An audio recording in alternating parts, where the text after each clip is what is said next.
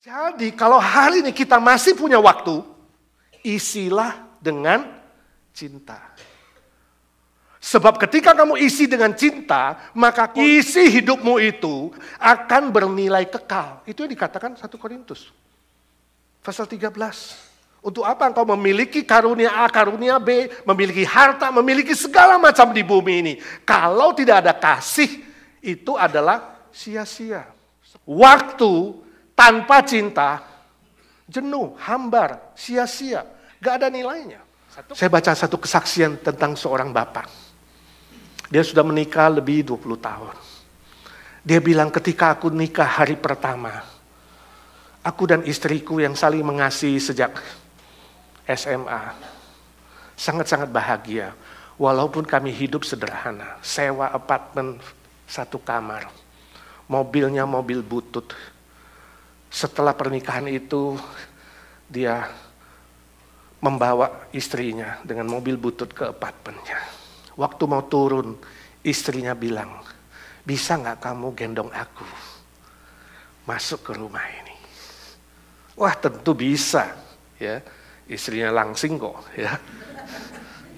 Digendong, ya, romantis sekali.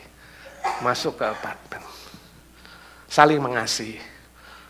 Hidup dengan sederhana 10 tahun pertama sangat bahagia, melahirkan anak seperti orang lain, kerja mulai maju. Ya. Setelah 10 tahun kedua itu mereka sudah bisa pindah ke rumah yang lebih besar. Ya. Masing-masing dapat kerjaan, masing-masing sibuk kerja, anak sudah sekolah. Ya. Dan masuk ke tahun ke-20, anak sudah di college. Mereka senang. Dia bilang semua berjalan dengan baik, kata suaminya. Orang-orang sepertinya jealous, ya, lihat kebahagiaan mereka. Sampai suatu hari dia katakan, karena berdua sama-sama sibuk, pergi pagi pulang malam, rutin terus begitu, ya, tidak terasa, ya, di tengah-tengah kejenuhan itu, si suami berkenalan dengan seorang wanita yang mengaguminya, dan wanita itu berkata, setiap wanita yang melihat kamu, keberhasilan kamu, dan kegantengan kamu, pasti wanita itu akan jatuh cinta. Dia katakan tiba-tiba aku ingat istriku pernah bilang seperti itu. Aku adalah pria yang bisa menarik banyak wanita, termasuk istriku. Gak terasa terjadilah pacaran. Sampai suatu hari diam-diam, si laki-laki itu dikatakan dia membeli sebuah rumah untuk pacarnya. Di tengah-tengah kesibukannya dia lebih banyak spend time dengan pacarnya dibanding istrinya. Setelah cukup lama, akhirnya dia katakan, aku gak fair ya kalau terus-terusan begini. Aku harus bilang sama istriku, pengen cerai. Tapi susah dia bilang mengatakannya. Sampai suatu hari si pria dia bilang, mungkin ini sudah waktunya karena pacarnya ini minta menikah. Suatu malam habis makan bersama dengan istrinya, si suami berkata, istriku sayang, aku memutuskan kita cerai aja. Istrinya kaget, loh kenapa? Kenapa demikian? Dia katakan, aku juga gak tahu, tapi rasanya hidup kita terlalu jenuh ya. Dan ini udah keputusanku dan final. Wah, istrinya kaget, tiba-tiba jadi marah. Banting piring, banting semua, lempar barang, marah. Dia biarkan istrinya ngamuk besar malam itu. Dia pergi tidur sendirian. Pagi-pagi waktu dia turun, dia lihat di meja makan ada sepucuk surat dari istrinya. Istrinya mengatakan, oke, saya setuju dengan keputusanmu. Tapi saya punya satu permintaan. Anak kita masih tinggal di rumah ini. Jangan sampai dia tahu. Paling tidak 1 bulan kamu harus janji. Kita harus hidup normal seperti tidak terjadi apa-apa. Sampai anak kita kembali ke kampusnya. 1 bulan. Dan satu lagi. Waktu aku menikahimu, engkau menggendong aku masuk ke apartemen. Saya mau pada hari perceraian kita, kau menggendong aku keluar dari rumah ini. Suaminya baca terakhir agak senyum. Dia bilang, ya udah ini mungkin permintaan terakhir dari istriku. Dia pengen punya sweet memory. Ya sudah, dia setuju deal. Kan istrinya bilang hari itu, karena bulan depan kau akan menggendong aku keluar dari rumah, maka mulai besok pagi, setiap hari kamu harus latihan. Dan suami setuju. Jadi hari pertama, dia masih kuat menggendong istrinya. Turun tangga pelan-pelan. Sampai di ruang tamu, anaknya lihat, oh, papa bisa gendong mama. Ya, berdua coba senyum, tapi sebenarnya mereka kaku. Dia bilang, aku kaku sekali menggendong dia. Rupanya si suami bilang dalam hatinya, sudah lama ya kami tidak spend time bersama. Taruh dia sampai ruang tamu, lalu sama-sama pergi kerja.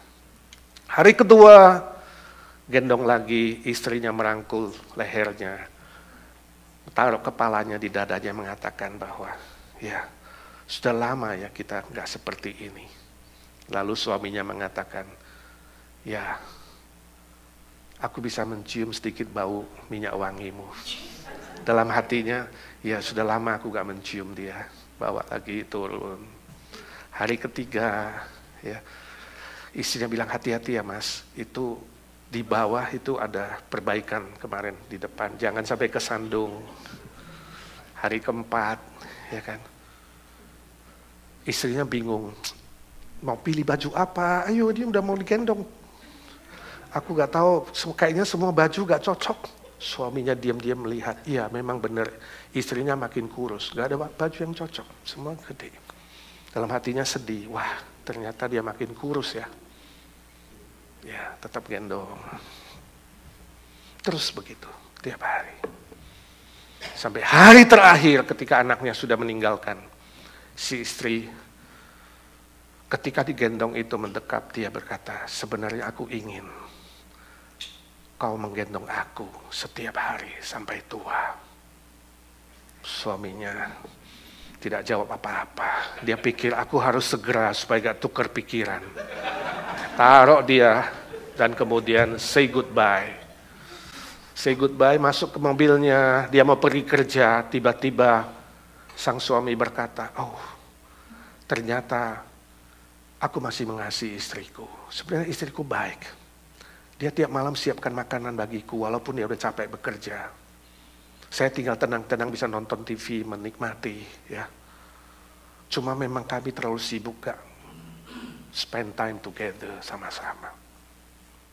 Dia nyetir mobil yang cepat-cepat ke rumah pacarnya. Masuk ke dalam rumah pacarnya, dia katakan, "Du pacarku, aku gak jadi cerai. Aku sebenarnya masih mengasihi istriku." Pacarnya pegang dahinya. "Mas, kamu gak demam kan mas?" "Enggak, aku serius. Kuncinya adalah aku tidak siapkan waktu.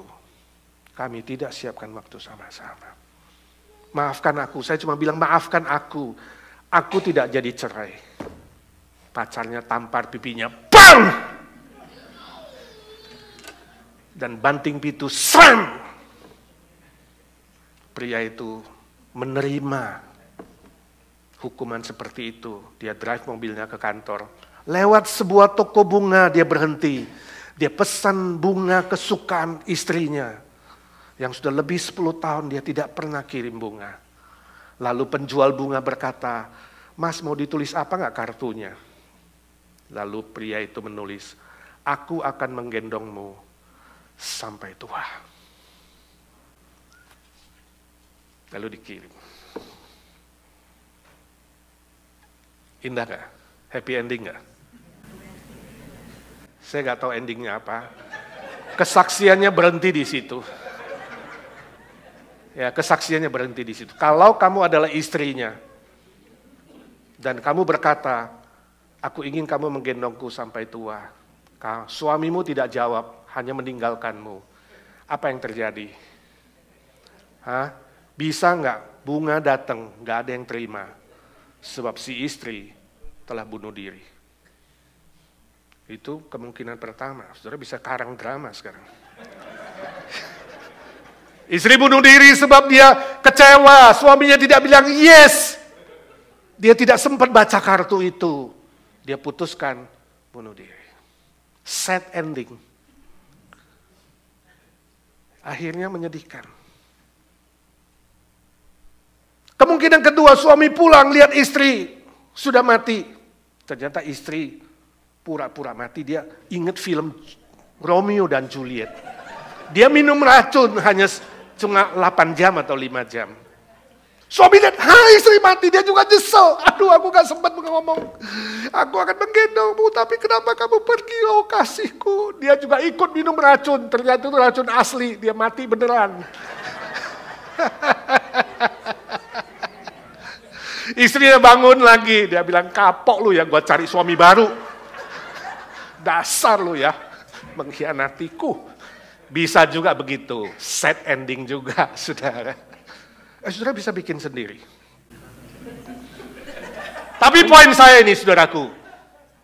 Saya yakin kita semua ingin happy ending. Amin. Orang yang normal ingin hidupnya happy ending. Memulai cinta bersama dengan Tuhan, mengakhiri bersama dengan Tuhan, dan kita rindu waktu kita menutup hidup kita adalah happy ending. Amin. Itu sebabnya kasihilah dengan memberikan waktu. Isilah waktumu dengan kasih Kristus. Amin.